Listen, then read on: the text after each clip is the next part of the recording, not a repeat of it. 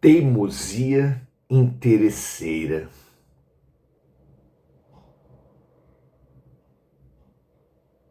Se há tantos indícios de reencarnação pelo mundo,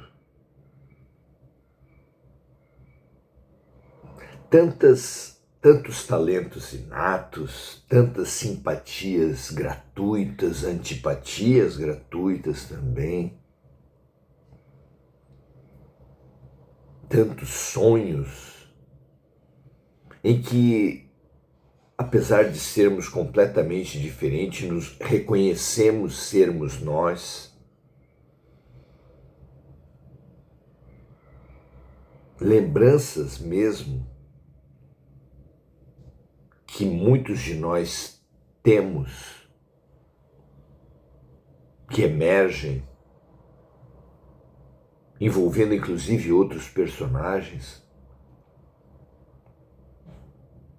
Por que alguns teimam tanto em negar a reencarnação? A história talvez venha em nosso socorro. Conta-se que a história registra que os primeiros cristãos foram combatidos sistematicamente por Roma numa das piores perseguições e mais sangrentas perseguições da história.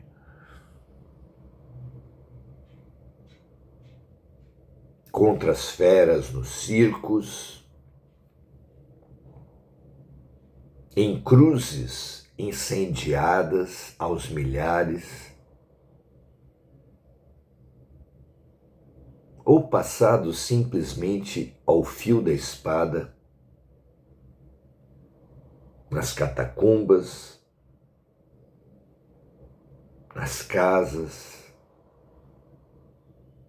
após o incêndio de Roma, que foi imputado por Nero aos cristãos, acirrando a perseguição.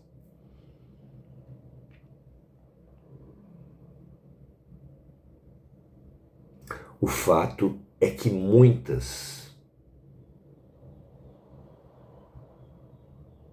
milhares de vidas, estima-se mesmo que tenha chegado a mais de 1 milhão, os exterminados pela intolerância de Roma.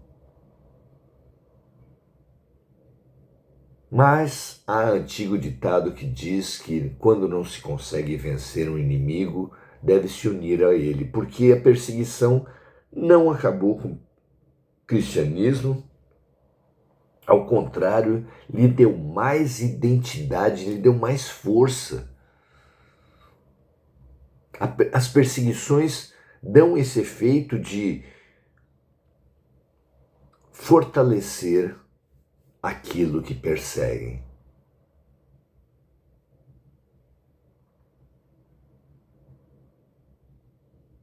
Aí, um imperador de Roma, menos louco e mais estrategista, que precisava fortalecer-se perante a sociedade,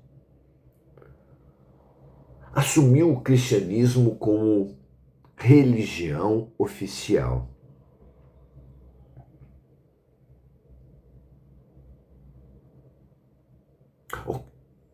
E a si mesmo como o líder máximo.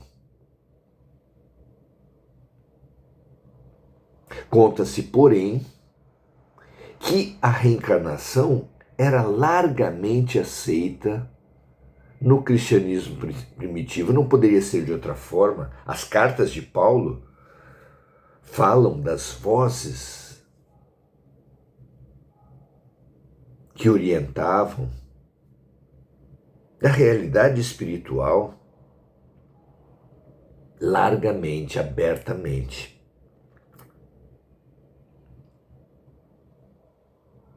Mas a esposa desse imperador romano que se nomeou líder, autoridade máxima sobre o cristianismo,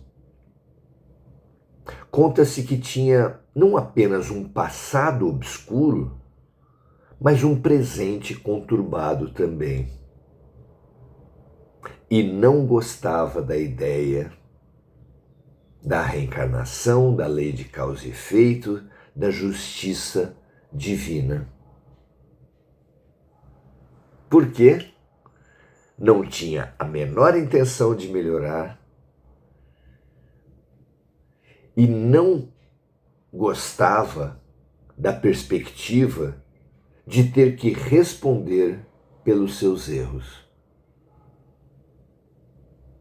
Vejam que interessante, a resposta pode estar fortemente na história. As pessoas não querem melhorar, acomodaram-se nos sentidos físicos e muito menos lhe é atraente a ideia de que terão que responder pelos seus erros, pelas suas desarmonias, porque a toda ação corresponde uma reação de igual intensidade e sentido contrário. É o karma.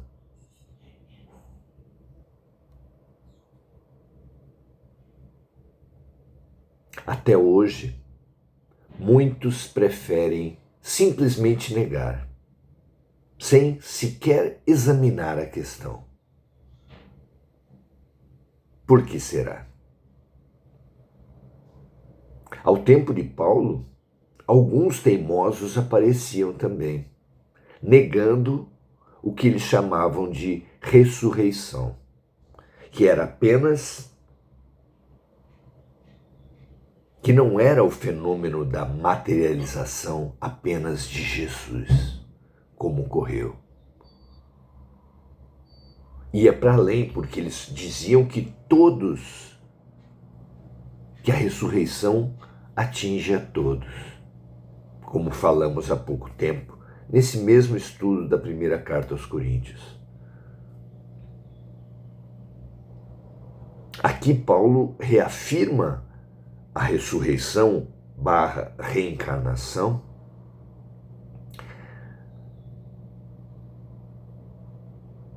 revelando como ele entende ser central na doutrina de qualquer cristão. Vejamos, na primeira carta aos Coríntios, capítulo 15, versículo 32.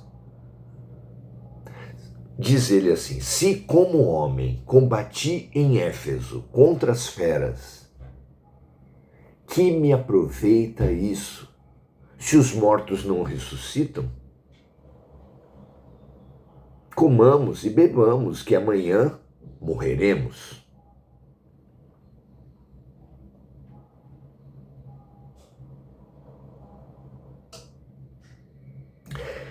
Irresponsabilidade e inconsequência é viver como se jamais fôssemos responder por nossas decisões, como se nunca fôssemos receber as consequências de nossos atos.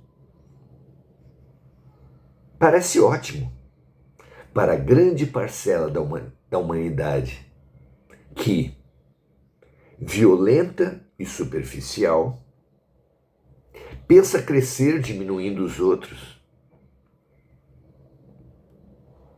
cega a evidência que semelhante atraindo semelhante,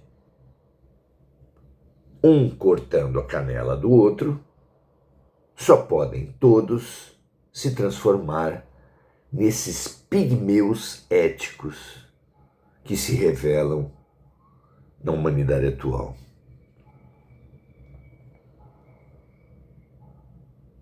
Como pudemos pensar que funcionaria com a vida a lavagem cerebral que fazemos entre nós?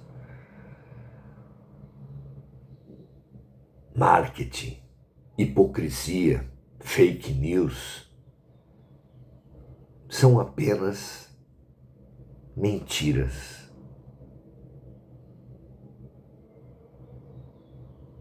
Mas são todos pilares de instituições, de vidas, de uma sociedade em crise. Claro, porque esses pilares não se sustentam e fazem cair edifícios todos os dias.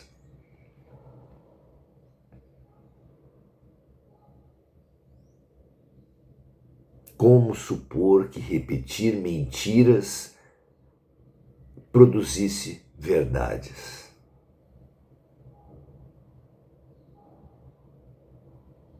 Por mais sedutora nos pareça, a acomodação nos sentidos está provado até os animais evoluem.